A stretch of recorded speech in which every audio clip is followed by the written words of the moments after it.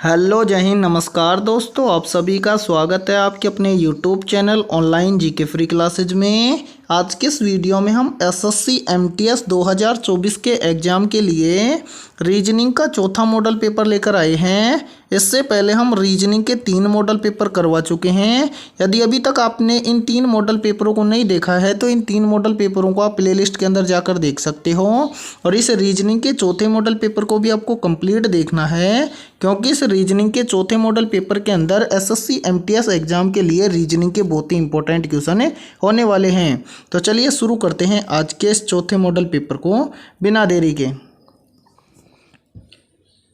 पहला प्रश्न है आप सभी के सामने। नीचे दिए गए प्रश्न में प्रश्न चिन्ह के स्थान पर आने वाली संख्या को चुनें। यानी कि यहाँ पर देखिए, पहला प्रश्न आप सभी के सामने नंबर एनालॉजी से संबंधित प्रश्न दिया गया है और आपसे पूछा गया है कि इस प्रश्न चिन्ह के स्थान पर कौन सी संख्या आएगी। तो कैसे फाइंड आउट करेंगे, तो वो देखो, जब भी आपको ऐसा प्रश्न एग्जाम के अंदर देखने को मिले तो कैसे सोल्व करेंगे। तो वो देखो, सबसे पहले तो हमें यहाँ पर देखना है कि 7 का संबंध 56 के साथ में कैसे है। यानी कि जिस प्रकार से 7 का संबंध है 56 के साथ में, उसी प्रकार से हम फाइंड आउट करेंगे कि 9 का संबंध किस संख्या के साथ में होगा। अब यहाँ पर देखिए, सबसे पहले तो हम देखेंगे कि 7 का संबंध 56 के साथ में कैसे बनेगा। तो यहाँ पर देखिए, पहला तरीका तो हमारा बनता है कि यहाँ पर यदि हम इस 7 का गुणा कर दे किसके साथ में, 8 के साथ में, तो यहाँ पर कितना हो जाएगा, 8 7 56। ठीक है, जो कि यहाँ पर आप सभी के सामने दिया गया है। अब यही लॉजिक हम लगा के देखते हैं किसके अंदर, 9 के अंदर। तो यहाँ पर भी हम क्या करेंगे, इस 9 का गुणा करेंगे किसके साथ में, 8 के साथ में। तो यहाँ पर 9 का गुणा 8 के साथ में करेंगे तो कितना हो जाएगा, 9 × 72। यानी कि अब हमें देखना है कि किसी ऑप्शन के अंदर 72 दिया गया है क्या। तो यहाँ पर देखिए, किसी भी ऑप्शन के अंदर हमें 72 नहीं दिया गया है। यानी कि इस लॉजिक से हम इस प्रश्न को सोल्व नहीं कर सकते हैं। अब दूसरा लॉजिक हम क्या लगाएं कि इस प्रश्न चिन्ह की वैल्यू निकाल पाएँ। तो वो देखो, दूसरा लॉजिक हम क्या लगाएंगे। तो सबसे पहले हम यहाँ पर देखेंगे कि 7 का संबंध 56 के साथ में और किस तरह से बनेगा। तो यहाँ पर देखिए, यदि हम क्या करें, ध्यान से देखो, यदि हम इस 7 का क्या कर दें, स्क्वायर, तो 7 का स्क्वायर कितना होता है, तो 7 का स्क्वायर होता है 49। ठीक है, और इस 49 के अंदर हम क्या करेंगे, इसी 7 को ऐड कर देंगे। यानी कि यहाँ पर देखिए, इस 7 को हम 49 के अंदर ऐड कर देंगे तो कितना हो जाएगा, 49 और 7 हो जाएगा कितना, 56। ठीक है, अब यही सेम लॉजिक लगाएंगे हम किसके अंदर, 9 के अंदर। तो क्या करेंगे, यहाँ पर देखो, सबसे पहले तो हम करेंगे 9 का स्क्वायर। 9 का स्क्वायर कितना होता है, 9 का स्क्वायर होता है सर 81, और इस 81 के अंदर हम ऐड कर देंगे किसको, इसी 9 को। तो यहाँ पर देखिए, 81 के अंदर 9 को ऐड करेंगे तो कितना आएगा, 90। अब हमें देखना है कि किसी ऑप्शन के अंदर 90 दिया गया है क्या। तो ये दिया गया है ऑप्शन सी के अंदर, तो ऑप्शन सी हो जाएगा करेक्ट आंसर। यानी कि इस प्रश्न चिन्ह के स्थान पर आएगा 90। तो उम्मीद करता हूँ कि पहला प्रश्न आपको बहुत अच्छे से क्लियर हो गया होगा। तो चलिए अगला प्रश्न देखते हैं।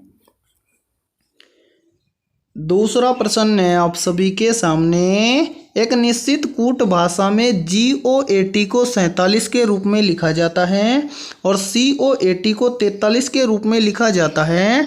तो उसी कूट भाषा में BOAT को कैसे लिखा जाएगा। यानी कि दूसरा प्रश्न आप सभी के सामने कोडिंग डिकोडिंग से संबंधित प्रश्न दिया गया है और आपसे पूछा गया है कि GOAT को लिखा जाता है 47 के रूप में और COAT को लिखा जाता है 43 के रूप में। तो BOAT को किस रूप में लिखा जाएगा। तो देखो, ऐसे प्रश्न को आप एग्जाम के अंदर फटाफट से कैसे सोल्व करोगे।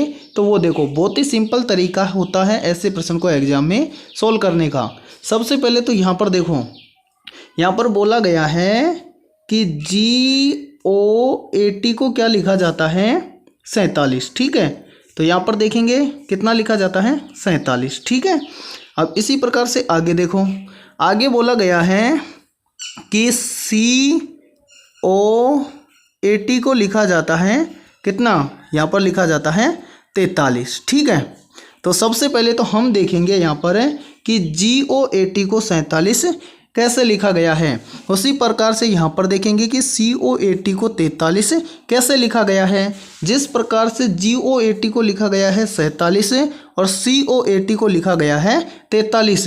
यही रूल लगाएंगे हम किसके अंदर, BOAT के अंदर, और इसका कोड हम क्या करेंगे, ज्ञात करेंगे। ठीक है, तो यहाँ पर देखिए सबसे पहले हम यहाँ पर देखेंगे, कहाँ पर, यहाँ पर देखेंगे कि GOAT से 47 कैसे बनेगा। तो वो देखो ऐसे प्रश्न में क्या करना है, सबसे पहले तो यहाँ पर GOAT के जितने भी अल्फ़ाबेट लेटर दिए गए हैं इन सभी लेटर का क्या करेंगे, नंबर करेंगे। तो यहाँ पर देखो G कितने नंबर पर आता है, तो सर यहाँ पर देखिए ये G आता है 7 नंबर पर। ठीक है, उसी प्रकार से यहाँ पर देखेंगे क्या है, O कितने नंबर पर आता है, तो O आता है अल्फ़ाबेट लेटर के अंदर 15 नंबर पर। ठीक है, अब इसी प्रकार से यहाँ पर देखेंगे क्या है, A आता है 1 नंबर पर। ठीक है, फिर क्या है T, तो T कितने नंबर पर आता है, तो T आता है 20 नंबर पर। अब इन सभी अल्फ़ाबेट लेटर के नंबर से यहाँ पर कितना बनाना है, 47। तो कैसे बनेगा वो देखो, तो हमें यहाँ पर क्या लॉजिक लगाना है, यहाँ पर GOAT के सभी अंकों को आपस में क्या करना है, ऐड करना है। तो यहाँ पर सभी को ऐड करेंगे तो वो देखो सबसे पहले यहाँ पर देखो 20 और 15 कितना हो जाएगा, 35, 35 और 7 कितना हो जाएगा, 42, और 1 कितना हो जाएगा, 43। यानी कि इन सभी अंकों को जोड़ने पर कितना आया, 43। लेकिन हमें कितना बनाना है, 47 है।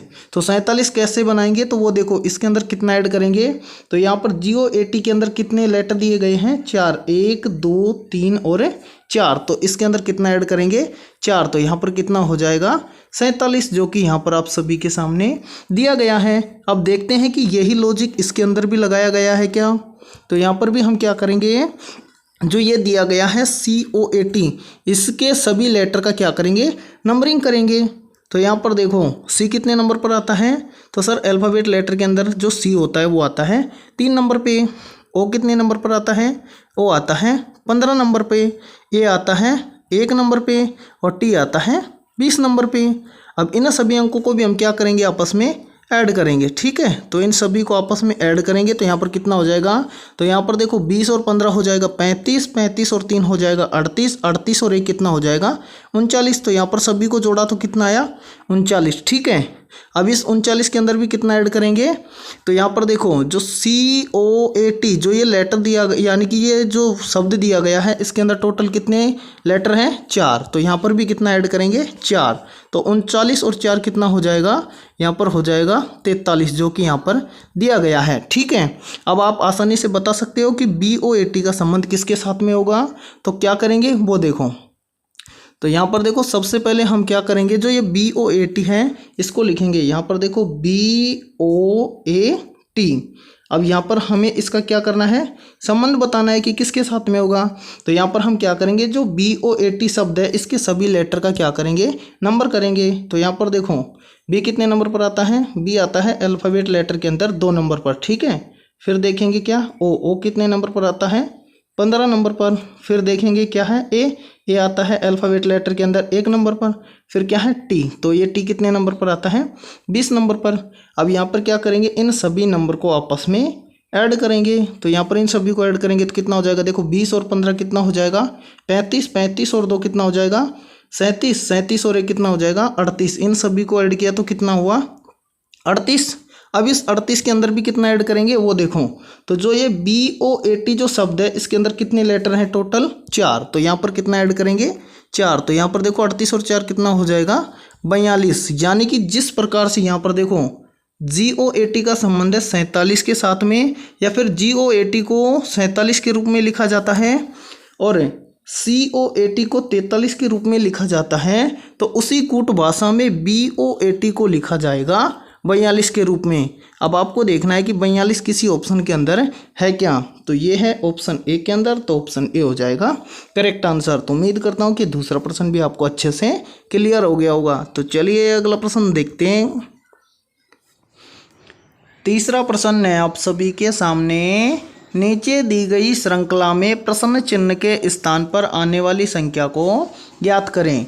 यानी कि ये तीसरा प्रश्न आप सभी के सामने सीरीज से संबंधित प्रश्न दिया गया है और आपसे पूछा गया है कि इस प्रश्न चिन्ह की वैल्यू क्या होगी, या फिर इस प्रश्न चिन्ह के स्थान पर कौन सी संख्या आएगी। तो कैसे फाइंड आउट करेंगे, तो वो देखो सबसे पहले हमें क्या करना है, इस सीरीज को ध्यान से देखना है और ये पता लगाना है कि इस सीरीज में हमें कौन कौन सी संख्या दी गई है और सीरीज बढ़ रही है या फिर घट रही है। ठीक है, तो यहाँ पर देखो सबसे पहले तो यहाँ पर देखिए सीरीज के अंदर हमें दिया गया है 3, 5, 10, 20 और 37 और इस 37 के बाद में हमें इस प्रश्न चिन्ह की वैल्यू ज्ञात करनी है।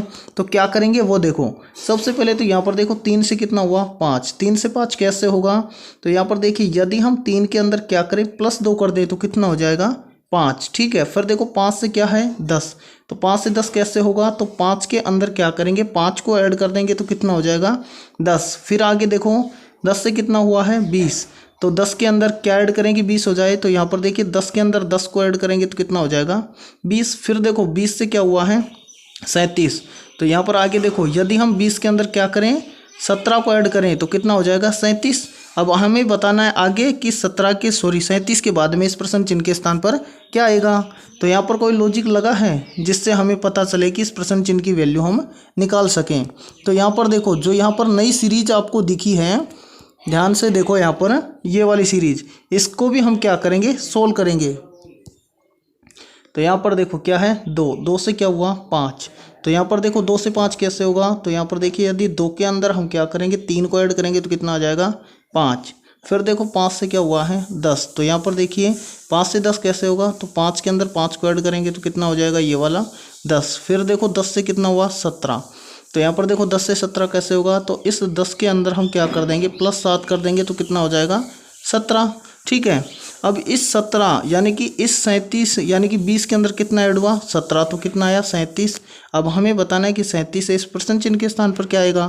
तो यहाँ पर कितना आ गया 7, ठीक है। इन सभी का अंतर निकाले तो यहाँ पर देखिए आगे, तो यहाँ पर भी देखो हमें ऐसा कोई पता नहीं चला है कोई संख्या कि हम इस प्रश्न चिन्ह की वैल्यू निकाल सकें। तो यहाँ पर भी हम क्या करेंगे इस वाली सीरीज का क्या करेंगे अंतर करेंगे। तो ये भी देखो सबसे पहले यहाँ पर क्या हुआ है 3 से 5, तो 3 से 5 कैसे होगा। तो यहाँ पर देखिए 3 के अंदर 2 को ऐड करेंगे तो कितना हो जाएगा 5। फिर देखो 5 से क्या हुआ है 7, तो 5 से 7 कैसे होगा, तो 5 के अंदर भी ऐड करेंगे 2 को तो कितना हो जाएगा 7। तो अब हम इस 7 से अगली संख्या निकाल सकते हैं। तो क्या करेंगे 7 के अंदर हम क्या करेंगे 2 को ऐड करेंगे, क्योंकि यहाँ पर 3 के अंदर भी 2 ऐड हुआ और 5 के अंदर भी क्या हुआ 2 ऐड हुआ। तो हम 7 के अंदर भी क्या करेंगे 2 को ऐड करेंगे।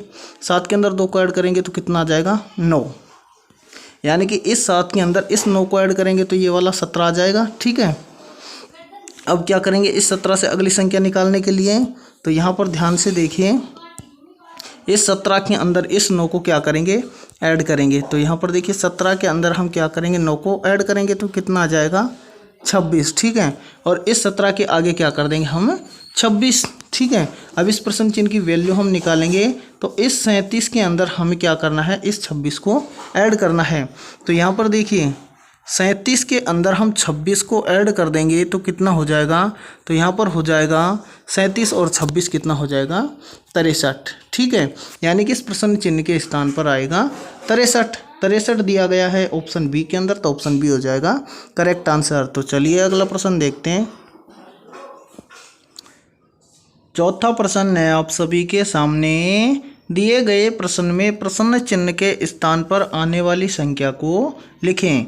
यानी कि यहाँ पर हमें बताना है कि इस प्रश्न चिन्ह के स्थान पर कौन सी संख्या आएगी। तो देखो ऐसे प्रश्न भी एसएससी एमटीएस के एग्जाम के अंदर काफ़ी बार पूछे जाते हैं, ठीक है। तो अब ऐसे प्रश्न को आप एग्जाम में फटाफट से कैसे सोल्व करेंगे, तो वो देखो सबसे पहले तो हमें इस प्रश्न चिन्ह की वैल्यू निकालने के लिए क्या करना है, यहाँ पर देखना है कि एफ एच ई का संबंध 685 के साथ में कैसे है, या फिर एफ एच ई से 685 कैसे लिखा गया है।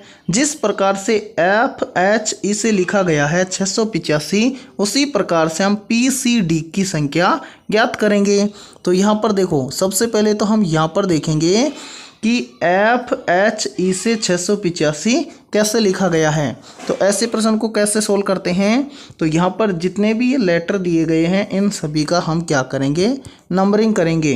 तो यहाँ पर देखिए सबसे पहले जो क्या दिया गया है एफ, तो अल्फ़ाबेट लेटर के अंदर एफ कितने नंबर पर आता है, तो ये आता है 6 नंबर पर, ठीक है। फिर देखिए क्या है एच, तो यहाँ पर इसी प्रकार से देखना है कि अल्फ़ाबेट लेटर के अंदर एच कितने नंबर पर आता है, तो सर ये एच आता है 8 नंबर पे, तो यहाँ पर लिखेंगे 8। फिर देखो आगे क्या है ई, तो यहाँ पर देखो ई कितने नंबर पर आता है, तो ई आता है 5 नंबर पर। यहाँ पर कितना आया है 685 और यहाँ पर भी क्या लिखा गया है 685।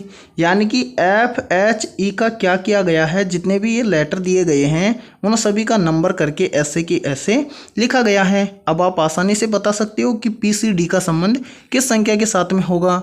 यानी कि हमें यहाँ पर क्या करना है, जो PCD का यानी कि PCD जो लेटर दिए गए हैं इनका नंबर करना है और जो नंबर आएगा उसको इस प्रश्न चिन्ह के स्थान पर लिख देना है।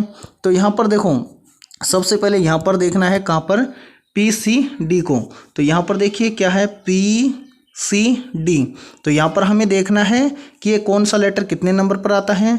तो यहाँ पर देखो क्या है P कितने नंबर पर आता है, तो सर P आता है 16 नंबर पर। यहाँ पर क्या है आगे C कितने नंबर पर आता है 3 नंबर पर। आगे क्या है D अल्फ़ाबेट लेटर के अंदर आता है 4 नंबर पर। अब इस संख्या को हम क्या करेंगे, ऐसे कि ऐसे लिख देंगे। तो क्या संख्या आई है, संख्या आई है 16 3 4। ठीक है, यानी कि जिस प्रकार से FHE को लिखा गया है 685, उसी प्रकार से PCD को लिखा जाएगा 1634। ठीक है, अब आपको देखना है कि 1634 किसी ऑप्शन के अंदर दिया गया है क्या, तो ये दिया गया है ऑप्शन C के अंदर। तो ऑप्शन C हो जाएगा करेक्ट आंसर। तो उम्मीद करता हूँ कि चौथा प्रश्न भी आपको अच्छे से क्लियर हो गया होगा। देखो इस प्रश्न में या फिर इस क्लास के अंदर जितने भी प्रश्न होते हैं उन सभी प्रश्नों को समझाने में आपको टाइम लगता है, जबकि आप समझ जाओगे या फिर जिस भी प्रश्न को समझाने में टाइम लग रहा है उन सभी प्रश्नों को आप समझ जाओगे तो एग्जाम के अंदर आप आसानी से सोल्व कर पाओगे। इसलिए देखो वीडियो लंबी हो जाती है समझाने के अंदर, तो आप ये मत समझा करो कि भाई ये हर प्रश्न लॉन्ग हो रहा है। देखो समझाने में टाइम लग रहा है, ठीक है, इतना तो आप भी समझते हो। तो ऐसे प्रश्न को आप आसानी से सोल्व कर लोगे। ठीक है, अब यदि ये वीडियो आपको पसंद आ रही है तो इस वीडियो को जल्दी से लाइक कर दो। ठीक है, और चैनल को यदि भी अब तक आपने सब्सक्राइब नहीं किया है तो चैनल को भी कर लो सब्सक्राइब और साथ में बेल आइकन को प्रेस करना, ताकि SSC MTS के एग्ज़ाम से संबंधित आने वाली हर वीडियो का नोटिफिकेशन भी आपको सबसे पहले मिलता रहे। ठीक है, तो चलिए अगला प्रश्न देखते हैं। 5वां प्रश्न है आप सभी के सामने, मस्तिष्क, प्रमस्तिष्क, लीवर और मानव शरीर का सही वेन आरेख क्या होगा। यानी कि 5वां प्रश्न आप सभी के सामने वेन डायग्राम से संबंधित प्रश्न दिया गया है और आपसे पूछा गया है कि मस्तिष्क, प्रमस्तिष्क, लीवर और मानव शरीर का सही वेन आरेख कैसा बनेगा। तो देखो ऐसे प्रश्न को आप एग्जाम में फटाफट से कैसे सोल्व करोगे, यानी कि वेन आरेख से संबंधित आने वाले हर क्वेश्चन को आप एग्जाम में कैसे सोल्व करोगे। तो सबसे पहले यहाँ पर ध्यान से देखो, यहाँ पर जितने भी शब्द दिए जाते हैं उन शब्दों को आपको ध्यान से देखना होता है और ये पता लगाना है कि शब्दों के या जो भी शब्द दिया गया है उन शब्दों में आपस में कोई संबंध है क्या। तो यहाँ पर ध्यान से देखो, सबसे पहले क्या दिया गया है मस्तिष्क और फिर क्या दिया गया है प्रमस्तिष्क। यानी कि जो प्रमस्तिष्क है वो क्या है, मस्तिष्क का भाग है। ठीक है, फिर देखो क्या है लीवर, लीवर क्या होता है, अलग अंग होता है। आगे क्या है मानव शरीर, यानी कि जो मस्तिष्क, प्रमस्तिष्क और लीवर ये सभी के सभी क्या होते हैं, मानव शरीर के अंग होते हैं। अब इतना तो हमें पता चल गया। अब इसका वेन आरेख कैसे बनाएंगे, तो वो देखो सबसे पहले तो यहाँ पर देखो, यहाँ पर क्या है मस्तिष्क और ये क्या है प्रमस्तिष्क। तो पहला गोला तो हम बनाएंगे किसके लिए, मस्तिष्क के लिए। तो ये गोला तो हो गया हमारा किसके लिए, मस्तिष्क के लिए। फिर यहाँ पर देखो आगे क्या है प्रमस्तिष्क, जो प्रमस्तिष्क है ये क्या है मस्तिष्क का भाग है। तो मस्तिष्क का भाग है प्रमस्तिष्क, तो जो प्रमस्तिष्क है वो किसके अंदर आएगा, मस्तिष्क के अंदर। तो यहाँ पर देखो दूसरा गोला बन जाएगा हमारा किसके लिए, प्रमस्तिष्क के लिए। यानी कि ये तो क्या है मस्तिष्क और ये क्या है प्रमस्तिष्क, यानी कि प्रमस्तिष्क क्या होता है, मस्तिष्क का भाग होता है। ठीक है, इतना आपको पता चल गया।